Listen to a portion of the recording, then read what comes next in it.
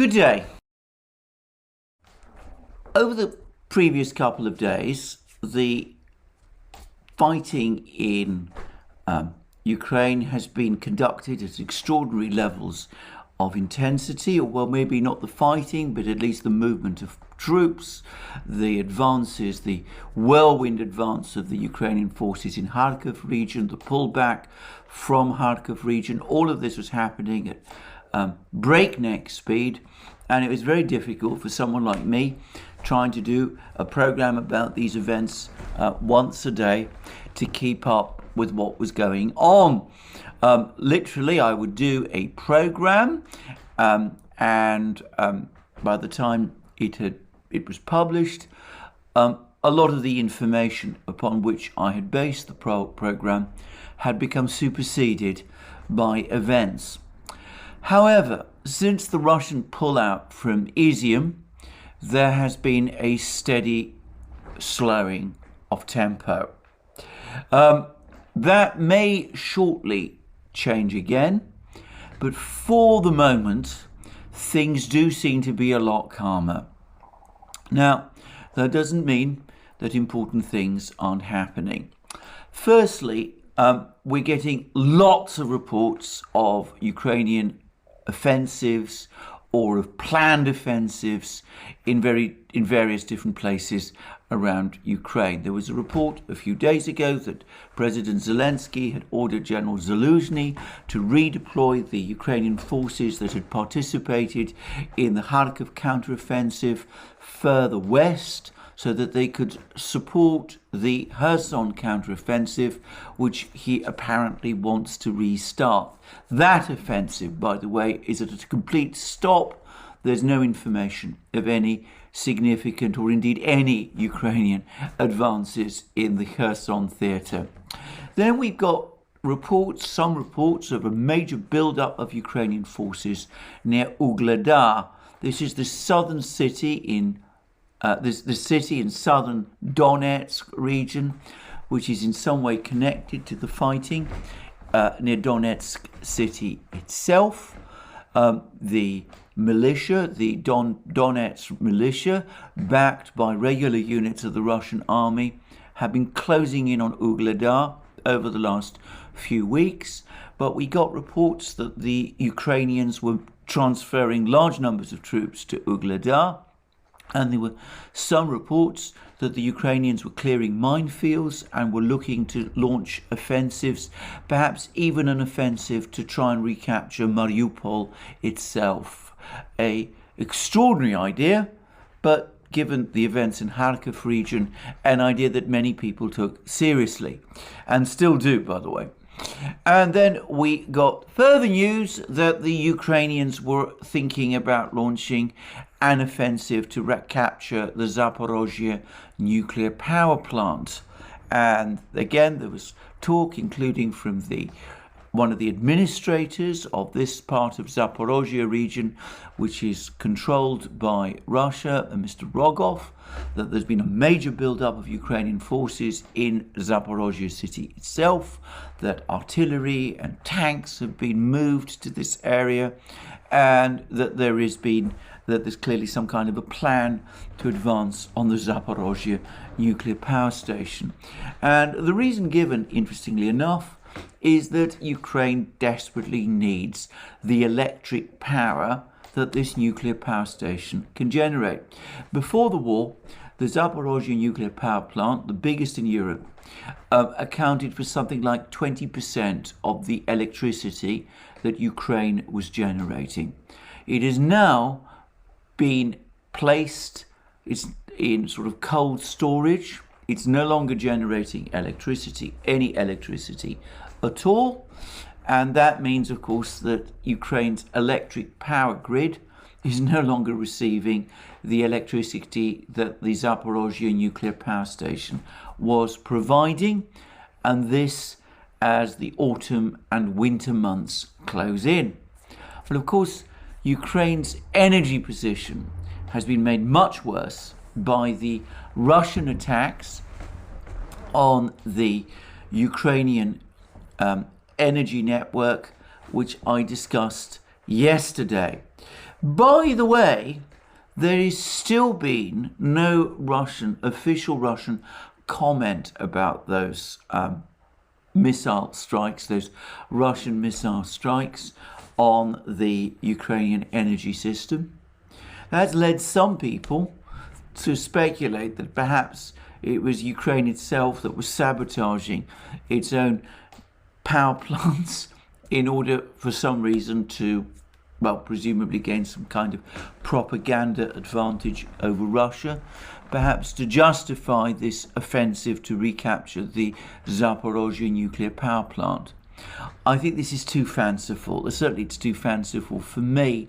I think all the evidence points overwhelmingly to the energy network, the Ukrainian energy network, having been targeted by Russia.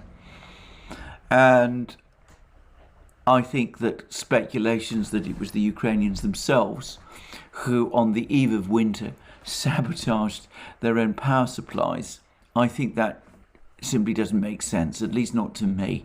Also, I have to say that the scale of the damage done, particularly to the Kharkiv power station, is on such a scale that I personally cannot imagine that this was done by anything else other than a missile strike. But anyway, let's put all that aside. Speculation about a Ukrainian attack on the Zaporozhye nuclear power plant.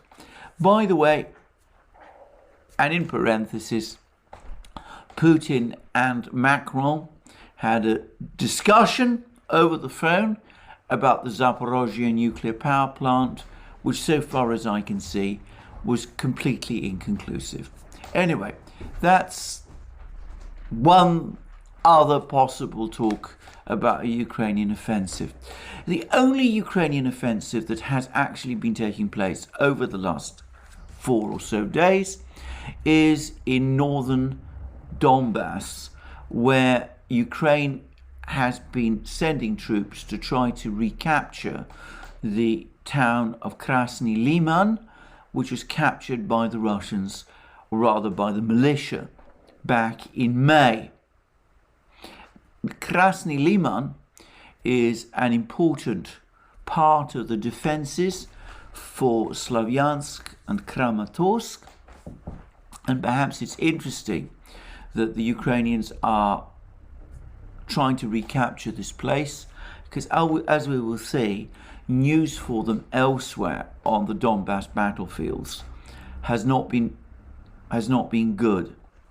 But anyway, so far, up to this time, all Ukrainian attempts to recapture Krasny Liman have been unsuccessful. The town is being defended by a militia unit, which, however, is one of the best and most effective units in the Donbass militia, up to the quality of a regular army unit.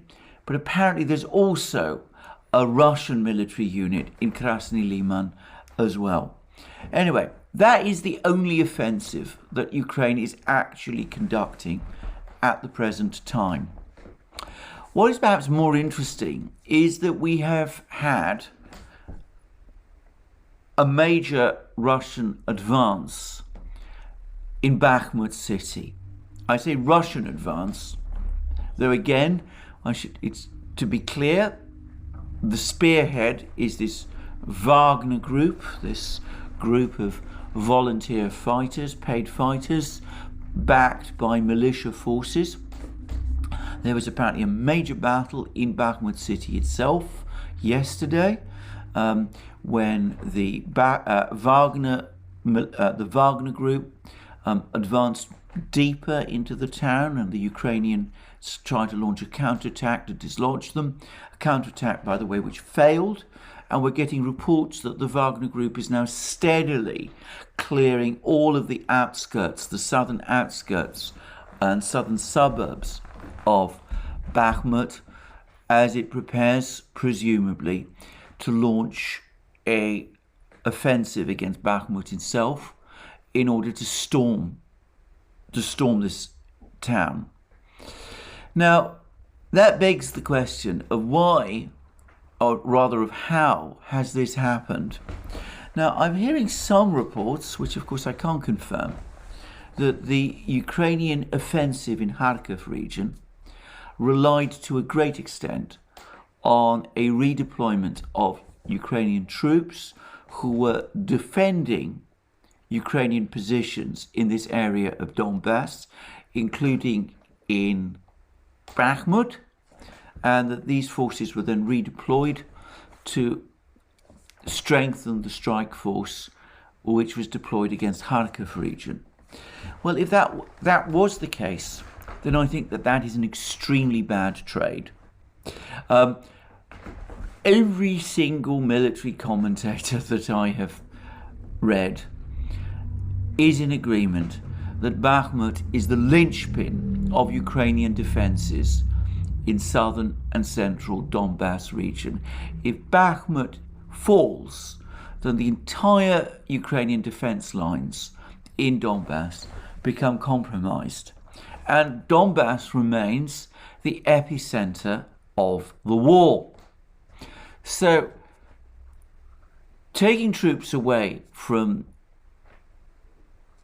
places where they can assist in the defense of Bakhmut and redeploying them to capture a number of small towns and empty villages in Kharkiv region, which have been stripped of Russian troops over some period of time, well, that seems to me to be prioritizing headlines over actual military events on the ground. If that is indeed what has happened, it may explain, by the way, why the Russians so far have been reacting very calmly to the events in Kharkiv city, though I will come to that shortly. Having said that, I don't know that is the case. It's pure speculation. It's based on some rumours that I have seen. I don't know whether those rumours are true.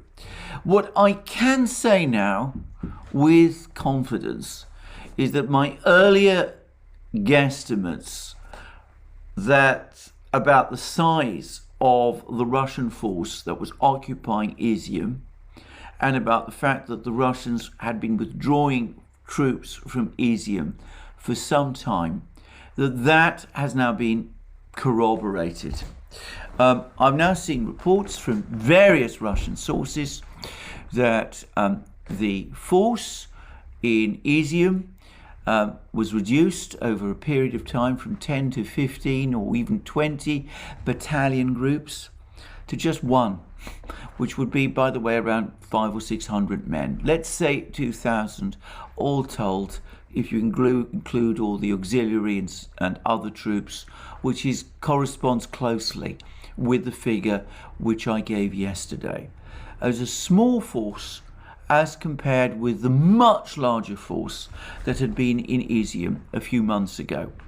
And very interestingly, it seems that the Russians continue to draw down their force from Izium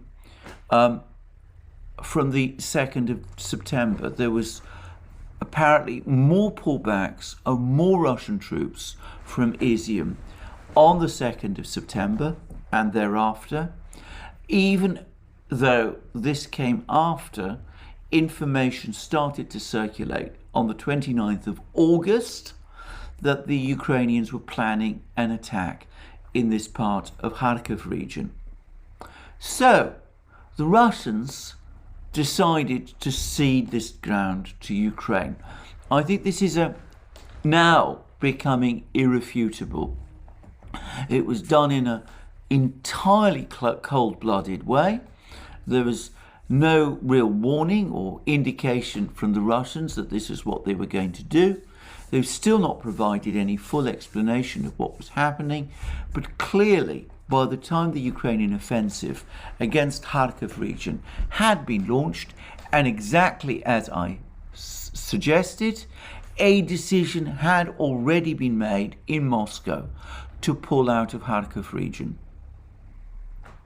So the Ukrainians, if they have indeed, to repeat again, withdrawn troops from Bakhmut, which is very much a center of Russian military operations in order to capture what was already ceded ground in Kharkiv region, were, in my opinion, making a bad trade. I would add, and this appears to be reinforced by a rather downbeat report from the Pentagon about the nature of the fighting in Ukraine and about the achievements of the Ukrainian offensive in Kharkiv region. I would add that if the plan, the Ukrainian plan, presumably drawn up in Washington and London and other places, and Brussels and other places, was to encircle and destroy what was left of the Izium grouping, then the plan, that part of the plan, was unsuccessful. And what may have been the prime objective of the offensive was not achieved. Is that the case? I'm not going to say for certain, because I don't know. I don't know what was going on in the discussions between London, Brussels, Washington and Kiev, and what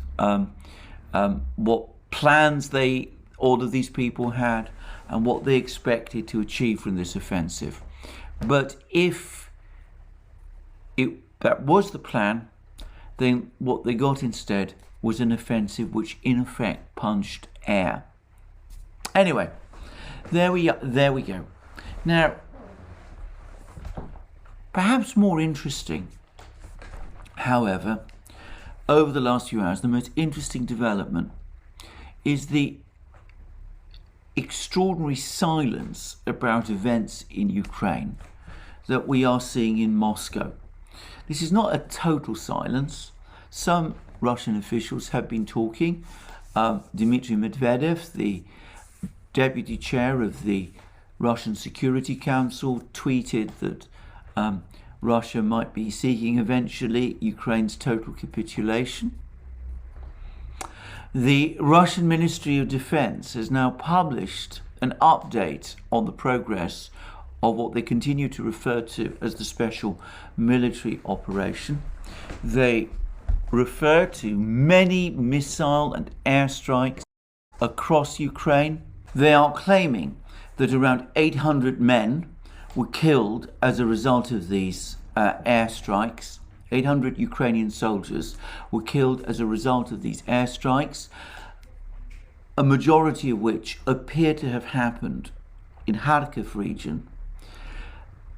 As I've said previously, I tend to accept these Russian figures, and that would suggest that Ukraine lost, 800 men killed in airstrikes, perhaps more in ground fighting in places like Bakhmut city and elsewhere. It looks like Ukraine again lost at least 1,000 men killed in a single day over the last 24 hours, showing how high the cost in Ukrainian lives this offensive has been. But anyway, as is nearly always the case with these Russian Ministry of Defense reports, it told us very little about the underlying thinking, the planning that is going on in Moscow. Now, I don't know exactly what is going on in Moscow, but as I said, we get this silence from Moscow, this failure of senior Russian officials to speak about the special military operation strongly suggests to me that some sort of debate is underway in Moscow between the major policy makers about how to continue to conduct it in the future. I noticed that a number of Russian politicians, including the Russian Communist Party leader Gennady Zyuganov, have now come out and have said that they want to see the special military operation upgraded to a full-scale war. They want in effect full mobilization. I don't think they will get anything like that, but they are clearly pushing for an escalation. Well, we will see whether or not that is what the Russian government does decide to do. But clearly some debate, some sort of debate is going on. And even if we don't get a formal announcement, we will probably start to see some kind of decisions starting to appear, or at least the consequences of those decisions starting to trickle out over the next few hours. Well, when we do get a sense of what these decisions are, obviously I will do an updated video. It may be long, it may be soon, we shall see. In the meantime, it's now becoming increasingly clear that the EU Council meeting on Friday, the meeting of all the EU member states to try and hammer out some kind of plan on how to deal with the energy crisis, was a complete debacle. There was no agreement on any substantive point. Moreover, some proposals floated by some countries, for example, for a general cap on natural gas prices, not only encountered opposition from some EU member states, but it infuriated Norway, which, as well alongside Russia, is one of the major exporters of gas to the European Union. Other European states were apparently exasperated that in the middle of this energy crisis, Germany has apparently decided to stick by its decision of closing its 3 remaining nuclear power stations by the end of the year.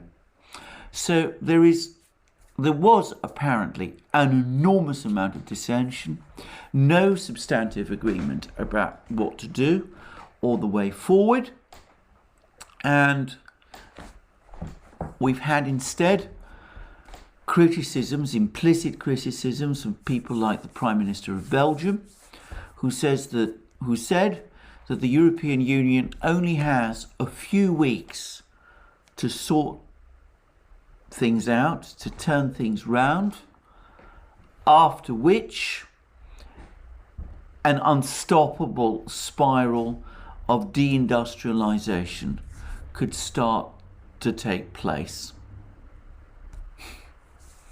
Well, one almost gets the sense of European leaders acting like rabbits caught in the headlights of the proverbial car.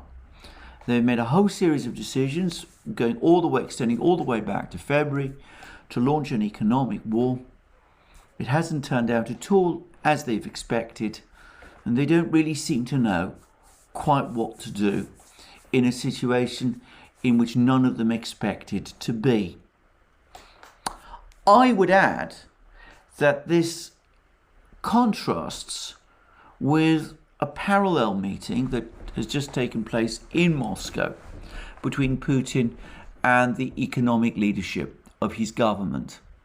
There, by contrast, there was lots of discussions about how to deal with the economic problems, and overall the view seemed to be upbeat and confident.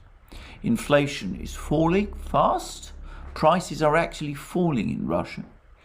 And the expectation now is that the GDP contraction this year will be limited to 2% of GDP. Now, that's not, by the way, a small contraction. In other situations, it will be considered quite a serious recession. But in these kind of conditions, the kind of conditions which we are seeing at the moment, the Russians at least seem to be confident that the situation economically for them is quite stable. The contrast between what everybody expected at the start of the year and the situation we have now is remarkable.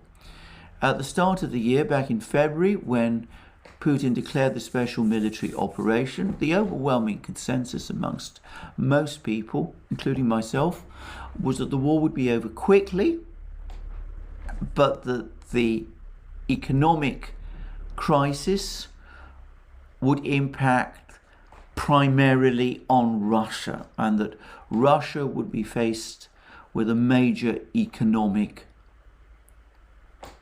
implosion.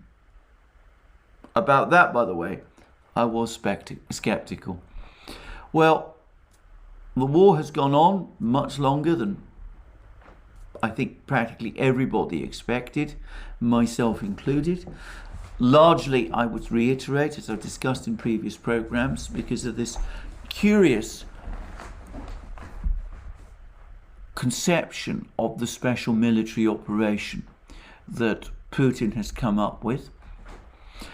But the economic side of the conflict has turned out also completely differently from what everybody expected. Instead of Russia facing some great economic contraction, it is Europe which initiated the economic war that now looks as if it's in serious trouble. Well, there are even reports that the US government is now starting to worry about the situation in Europe. They're worried, no doubt, that an economic implosion in Europe will feed back into the United States, where, to be clear, things are not especially good either. And of course, there's also the worry that an economic implosion in Europe might result in political instability there, and perhaps a questioning of the direction that has been taken since the start of that war, that conflict in February. Well, we shall see. But anyway, that seems to me to be where we are at the moment in terms of the conflict over Ukraine. It's not the only conflict. Over the last few hours, there's been a major flare-up of fighting again between Armenia and Azerbaijan.